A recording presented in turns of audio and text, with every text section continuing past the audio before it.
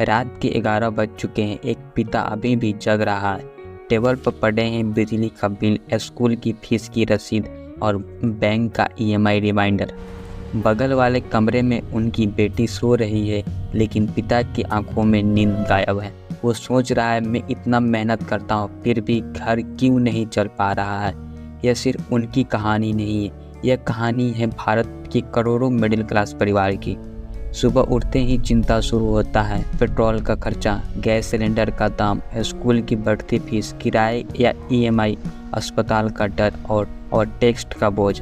Middle class वह वर्ग है जो न गरीब न अमीर, लेकिन आज भी सबसे ज़्यादा कमज़ोर वहीं रहा। आज हम जानेंगे मिडिल क्लास क्यों टूट रहा है, यह कैसे टूटा, इसके पीछे कौन जिम्मेदार है और सबसे ज़्यादा फायदा किसे हो रहा है। महंगाई कोई आंकड़ा नहीं, यह रसोई में महसूस होती है। पेट्रोल, डीजल और गैस।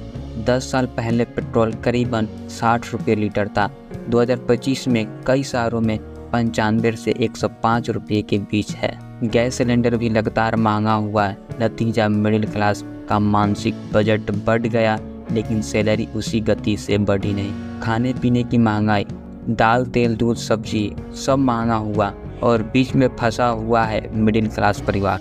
एक माँ कहती है, मेरे बेटे की स्कूल की फीस पूरी सैलरी का 14% ले जाता है। 2025 तक प्राइवेट स्कूल की फीस हर साल 8 से 12% बढ़ती रही, लेकिन सरकार की सख्त रेगुलेशन लगभग न के बराबर रही। स्कूल बिजनेस बन गया है, फीस पर सख्त नियंत्रण नहीं। माता पिता मजबूर है। शहरों में घर खरीदना अब सपना बन चुका है। उदाहरण के लिए 2 BH फ्लैट कीमत 80 लाख, ईएमआई लगभग 55,000 प्रति महीने।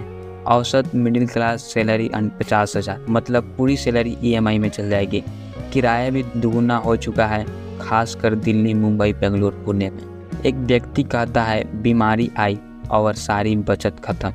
प्राइवेट अस्पताल बहुत महंगे हो गए। अमीर लोग टैक्स बचाने के रास्ते निकाल लेते हैं, लेकिन सैलरी वाला मिडिल क्लास नहीं बच सकता। मिडिल क्लास भारी टैक्स, अमीर कम टैक्स। 2025 में एआई और ऑटोमेटिक ने नौकरियां बदल दी।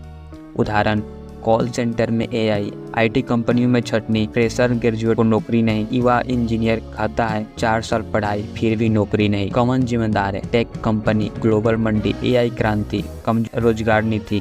किससे फायदा हो रहा है? बड़े कंपनी, प्राइवेट स्कूल, प्राइवेट अस्पताल, बीमा कंपनी। सबसे ज़्यादा पीड़ित मिडिल क्लास परिवार। क्या किया जा सकता है? सरकार स्तर पर स्कूल फीस पर सख्त कानून, सस्ते घरों का योजना, बेहतर सरकारी अस्पताल, पेट्रोल पर टैक्स कम करना, मजबूत रोजगार नीति।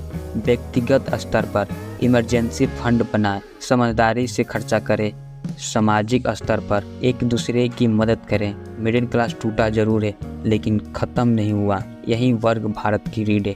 डॉक्टर, शिक्षा, इंजीनियर, छोटे व्यापारी। अगर नीतियाँ सही हो, अगर सिस्टम सुधरे, तो मिडिल क्लास फिर खड़ा हो सकता है। मिडिल क्लास टूटा है, लेकिन उम्मीद अभी भी जिंदा है। जय हिंद, जय भारत।